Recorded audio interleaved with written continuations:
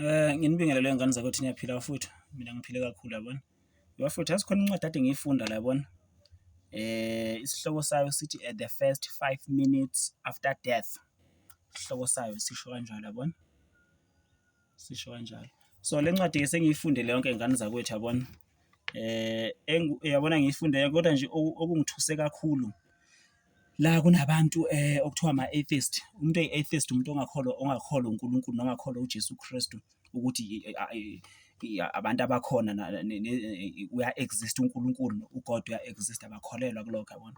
So kunama-references la kunabantu abasho abathi mabezoshona kwakhona abantu abakhona ukubabona mabezoshona labo bantu labo ukuthi bethathe bebeze ukuthi mabezoshona bathini. Khona omunye umuntu oyi-atheistic, umuntu angakholwa uNkulunkulu owathi mayesezoshona esasibhedlela esizwa omunye unesi washona eduze komunye unesi, lo nesi lo wamuzwa mayekhuluma before eshone lo mfolo. Igama lakhe kuthiwa uVoltaire. Kuthiwa wamemeza ekhala embhedeni esezoshona wathi mawufunda kule ncwadi lithi wamemeza ememeza ngezwi elikhulu wathi take this monster out of my room. Uyabona? Esezoshona amanye amazwi akawasho ngizochaza ngezulu ukuchaza ukuthini lokho mayithi take this monster out of my room. Waphinde futhi wafunda futhi wamemeza ekhala embhedeni wathi okay, during the night he called out, I am abandoned by God and man, I shall go to hell. Oh Christ, oh Jesus Christ. The nursing sister who was with him that last night said after his death, for all the money in Europe, I wouldn't want to see another unbeliever die. Into enzakalayo lo muntu i-atheist lo akakholwa uNkulunkulu, akakholwa la uJesu Kristu, uthi izinto engekho lezi yabona, akakholwa uNkulunkulu.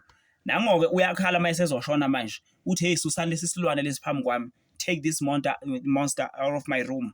Susani lesi silwane lesi yabona. Uphinde futhi la ngezansi malisho leli nesi elalikhona limsiza njengoba egula nje sembhedeni eEurope yabo, lithi waphinde wakhala futhi wathi uNkulunkulu wazi wangishiya, wazi wakhala wathi uNkosi uJesu Kristu. Wazi wakhala lo nesi lo wathi akasafa ngenxa yemali uyayidinga imali kodwa akafisa ukubona omunye umuntu, ubona umuntu ongakholwa uJesu Kristu eshona phambi kwakhe. Uyabona? Abanye abantu mabezoshona abakhulumi yabona, bavele nje uphunga umphefumulo wabo yabona. So lo le-atheist noma lo muntu ongakholwa ugama lakhe lunguVoltaire wathi mayeshona washo lamagama wathi ngishiwo uNkulunkulu, sengesihogweni, uJesu Kristu. Waphinde wathi susani lesi silwane lesi phambi endlini engikuyo yabona. Mayethi take out this monster out of my room, ochaza kahle mawufa ulandwa izingilosi yabo. So kuya ngokuthi ingilosi obumnyama ekulandayo or ingilosi yokukhanya, ingilosi yathatha uLazarus mayezoshona yabona. So mawushona uyey'ndaweni eziwu-2, endaweni obumnyama noma endaweni noma uyezulwini yabona. So wazi wakhala unesi wathi angifisi nangelilodwa ilanga ukuthi ngiphinde ngibone umuntu othi mayeshona kushone umuntu ongakholwa ngimbone ngamehlo ami, ngenxa ukuthi yemi imali ngiyayidinga wona, but angifisi ukuthi ngibone umuntu ongakholwa eshona phambi kobuso bami. Nayo le ncwadi le ngane zakuthi yabo, the first 5 minutes after death, ngiqeda kuyifunda yabona. Angizami ukunithusa lapha, ngizama ukulanda ukuthi ezinye izinto ziyathusa ingane zakwethu yabona, ukuthi siyamdinga uJesu ingane zakwethu empilweni zethu, siyamdinga uze masifa singashoni njengale atheist le. uVoltaire, igama lakhe uVoltaire, owakhala wathi Nkosi ngishiyiwe uwe, sengesihogweni, kusho yena la.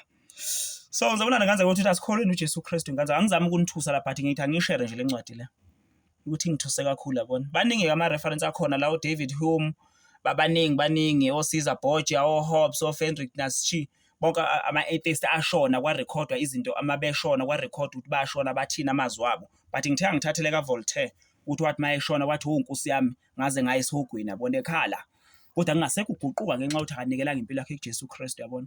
Siyamdinga uJesu ingane zakwethu yabona. Nibe right lapho.